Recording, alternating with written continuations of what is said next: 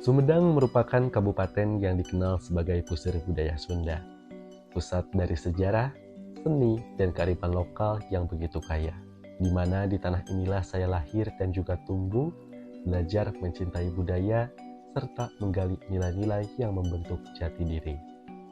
Sebagai generasi muda Sumedang, saya merasa terpanggil untuk menjadi jembatan antara warisan budaya dan masa depan pariwisata. Bagi saya, memperkenalkan Sumedang bukan hanya tentang tempat, tetapi tentang cerita dan makna yang hidup dalam setiap langkahnya. Selaras dengan pendidikan yang saya tempuh di Universitas Pajajaran Fakultas Ilmu Budaya dan berbekal pengalaman sebagai putra terpilih Fakultas Ilmu Budaya dan runner-up pertama Putra Pajajaran, saya Asep Suryana, 20 tahun dari Kecamatan Sukasari, siap berkontribusi dalam meningkatkan, melestarikan, dan mempromosikan kekayaan budaya yang ada di Kabupaten Sumedang, agar Sumedang tetap jaya dan digdaya sebagai pusir budaya Sunda. Sauyunan Mapagapura Kawaluyaan.